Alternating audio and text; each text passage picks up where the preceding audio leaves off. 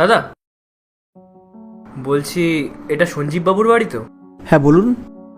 আপনি ওনার বড় ছেলে? না না, আমি ওনার ছোট ছেলে। আপনি কি বলবেন বলুন।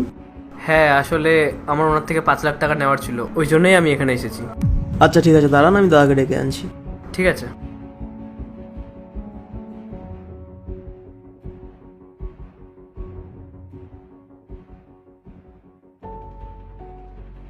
হ্যাঁ বলো, কিসের 5 লাখ টাকা চাই তোমার?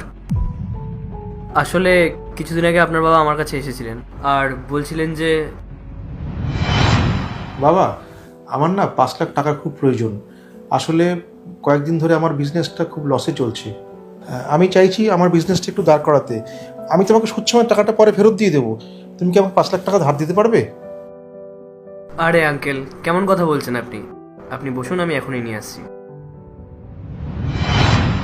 লজ্জা করছে না তোমার?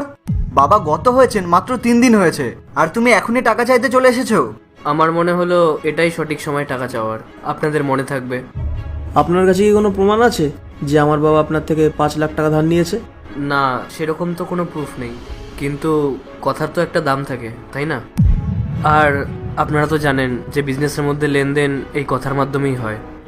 হ্যাঁ, কাল যদি কেউ আমাদের থেকে টাকা চাইতে আসে তাহলে আমরা টাকা দিয়ে দেবো। আচ্ছা, আপনি কি আমাদের থেকে টাকা নিয়েছিলেন নাকি? যার থেকে টাকা নিয়েছিলেন যান গিয়ে তার কাছ থেকে টাকা নিন। কিন্তু সে তো এখন আর এই পৃথিবীতে নেই, তাহলে কার থেকে চাইবো? তাহলে যেখানে আছে যান সেখান থেকে গিয়ে টাকাটা নিয়ে আসুন। দেখুন, আপনার বাবা একজন সম্মানীয় ব্যক্তি ছিলেন, সব মানুষকে উনি হেল্প করতেন, আর আপনারা এইভাবে ওনার সম্মানটাকে নষ্ট করছেন। কিসের সম্মান? আর বাবা তো কোনোদিন আমাদের বলেনি যে উনি টাকা নিয়েছে। আর যদি বলতো তাহলে আমাদের বলে দিত। ক্ষমা করবেন, টাকা দিতে পারবো না আমরা। আপনি এখন আসতে পারেন। আচ্ছা ঠিক আছে, যখন আপনারা টাকা দেবেনই না, কোনো ব্যাপার না। দাদা শুনুন,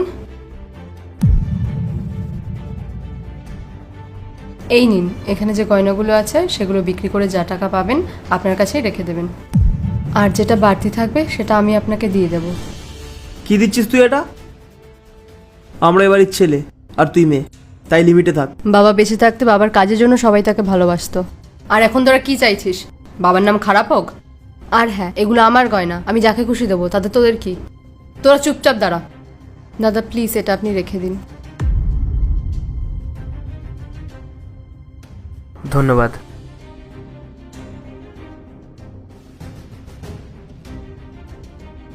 একটু শুনুন। হ্যাঁ বলুন।